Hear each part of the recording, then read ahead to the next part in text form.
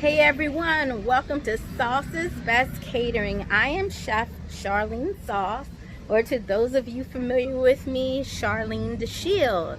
Please remember to like and subscribe to my YouTube channel, and soon on my blog we'll be offering a paid recipe section and also a teaching class via video that you can sign up for. But in the meantime, be sure to like and subscribe today to Sauce's Best Catering, and on YouTube you'll find me as Charlene Sauce. All right everyone, happy Sunday. I'm sorry, my mood has not been good lately. It still is not. I got some personal things going on, but I am trying to power through and still have some normalcy and not mess up my brand I've been trying to build. By the way, while we're on branding, I am available for travel to use chef sessions for any of your summer events. We've already passed out of graduation and prom season, but it is still wedding season. Birthdays are year round. Whatever you may need a cook for, I would love to do it. And I'm also trying to raise money. I'm getting married in 2 years, and we're planning a really big extravagant wedding, so we need lots of money. So yeah, like if you can hire me for anything, please do. But back to what we're making today. Today we're going to be making thick pork chops, sea bass, and here we have a veggie mixture that's going to go over top of our rice. Trying to think, am I forgetting anything? Oh, I'm going to make a sauce to drizzle over the pork chops, of course. So it's like surf and turf, but usually when we think of surf and turf, we think shrimp, crab, lobster, or steak. This will be like my third surf and turf that I'm trying to make that's different from the standard. But to make a surf and turf, basically you need some creature that lived on land and some creature that lived in the sea or the ocean, and you created surf and turf. So I'm just going to be sauteing up these vegetables. I could have done these last, but I'm just trying to get some stuff done. So, love-hate story with me and okra. Hate it when it's raw. Hate the smell of it. Not a big fan of the texture of it at all in general. But when you add tomato or vinegar to it, it gets rid of that slime factor. So what we're doing right now is we have celery, green pepper, okra, and cherry tomatoes. I'll be opening, once it cooks down some, a can of whole sweet tomatoes that I got from the store, and then we'll finish cooking this in that with the lid on it on low until I'm done all the other cooking, which will get rid of the slime factor. So I just want to show you that. I'm going to turn this heat back up of the pork chops. Did you guys watch the Keith Sweat Bobby Brown versus the other night? Now I've been stuck on Bobby Brown in my head all week. Oh, there's also whole cloves of garlic in here. My bad. That's important. I should have mentioned that if you're trying to replicate the flavors. Also, let me grab some salt. So this is a mixture I made up. It's pink Himalayan salt, black peppercorn, and smoked paprika. I hate when it gets under your fingernails. Make sure your hands are super clean. And just drizzle some of your seasoning. This is the Cuisinart Special Edition grinder and chopper. And I have two full-size food processors. But this is good when you just want to do little stuff like grind up herbs and stuff. So that was that.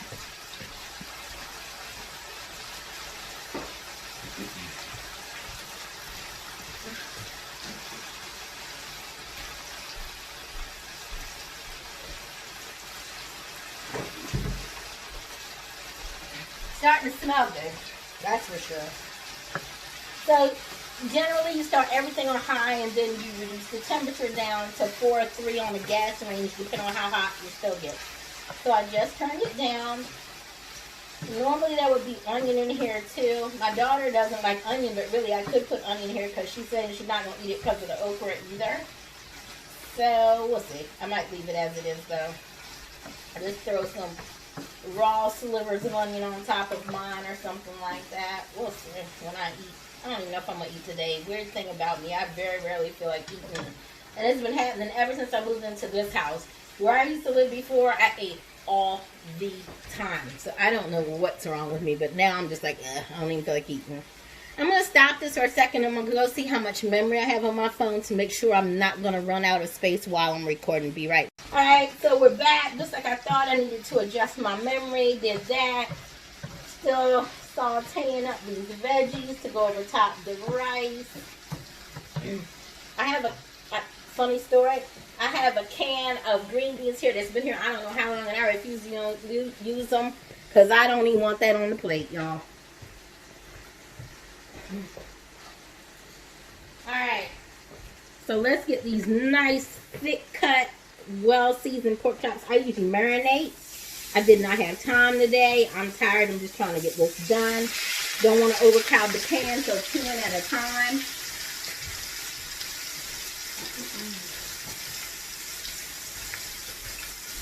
In at a time. And for turning over, we're going to use our chef's fork, which is the same thing we twirl our pasta with when need be.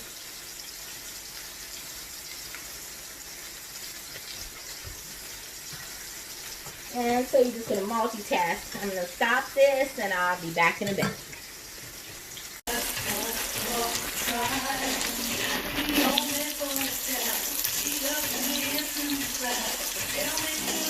So I thought it's important to have you all understand the process here.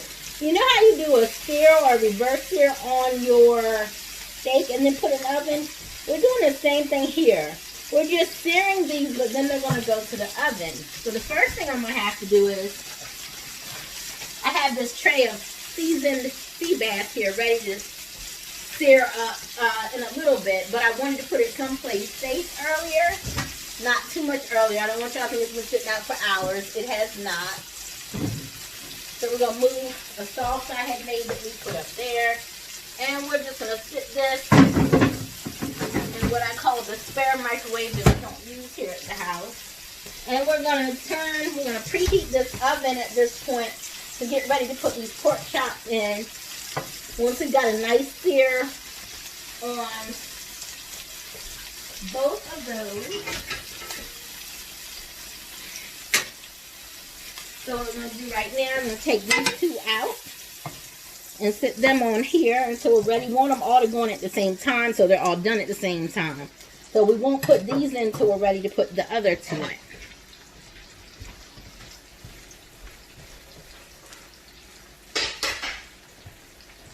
Alright, so in they go. This is your last 2. There's all kinds of goodness there as far as flavor. We have smoked paprika, thyme, rosemary, Old Bay, pink Himalayan salt, and peppercorn. So I'll be back in a few. Okay, guys, so you can tell when I'm just tired and not quite myself, I've got to leave out some ingredients. So, also, in this vegetable mixture are going to be kidney beans. I already mentioned the tomatoes are going in, but we're also putting kidney beans in. I'm going to get ready to add those as we speak in just a moment. So we're going to let this pan cool down some. I actually do not mind some of the flavoring from the pork being in the oil to give the fish some seasoning. But you can switch to a different pan if you want. And for people who are non-pork eaters, if I were cooking that professionally and not just here at home, I would definitely switch pans. But to conserve oil use here at home, and since some seasonings are already in there that are just great, we're going to leave that there. But if I can find, which I thought I had, maybe I don't, thought I had some other oil. Bear with me, guys.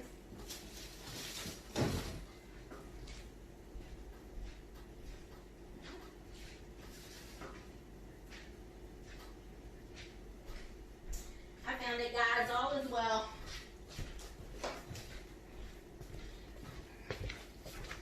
So We're going to add some more oil to that, just a little bit. Now, realistically speaking, I don't even know now I think about if I want to cook them that way, because I don't really want them to be oily. So I might just pan-sear them just in butter. Decisions.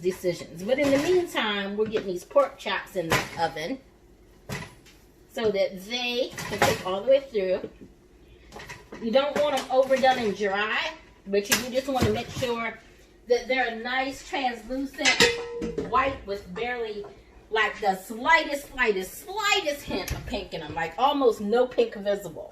If it's too much pink, they're raw, and we all know you cannot eat raw pork, don't we? I hope we know that.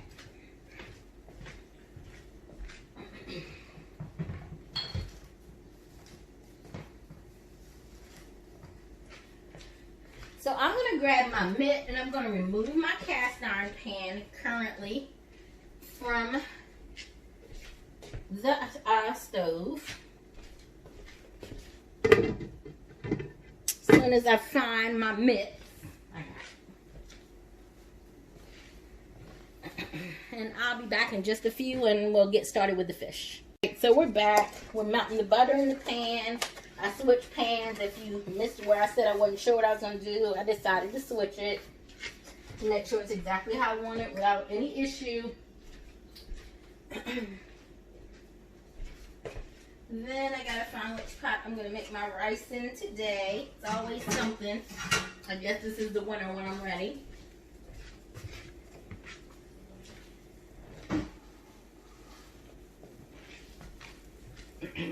Alright. So, because I like having a little flavor infusion in my butter, we're also adding in some garlic cloves.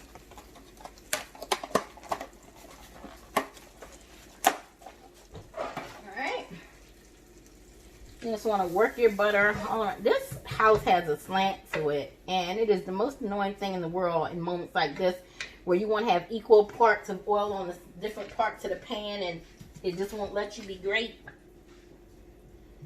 So we got our tomatoes and our kidney beans into our Veggie Mixture, which is going to end up going on our rice. I'm going to find the lid that fits that pan and cover that up and let that just keep simmering and cooking until we're ready.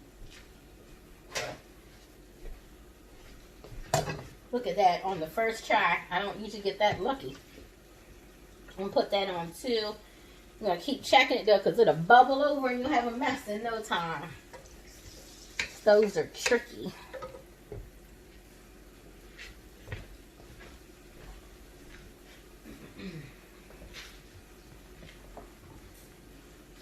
And on this, we're going to use just a little salt, like not a lot, just a little, because we've already seasoned the fish, but we just want to be sure that our butter has some flavor into.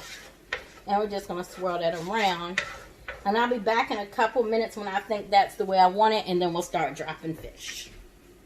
Okay, guys, we're about to get into the great part of things. I'm grabbing my spatula, one of them. Oh, shoe came off. You didn't see that? Yeah, y'all know y'all saw it. That was embarrassing. All right. So, we're just going to gently lift these. Sea bass is such a delicate fish. You do not want to abuse it. Let's get it in there. Again, we're not overcrowding the pan. So we're just going to do two at a time. And you're looking for this to get a nice white translucent, but more like a white pearly look, because when it's raw it has more of the white translucent look. So we want it to get more of a pearly look. And we're going to need a spoon.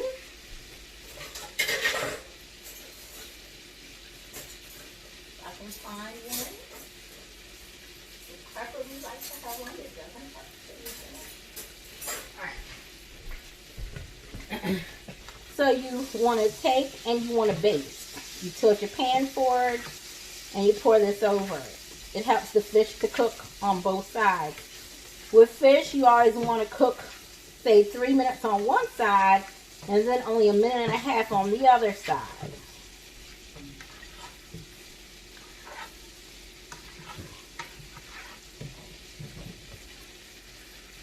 And I'm going to drop more butter off to the side of the pan. And so that we always keep enough in here since we got more fish to do. We're going to go ahead and let that one start melting.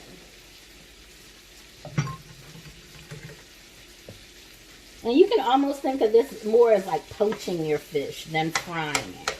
So I'll be back in a few. Alright, so I just added my basmati rice. For those of you who don't know, it's normally found in Eastern India and some parts of Africa rice. It's a longer, thinner grain.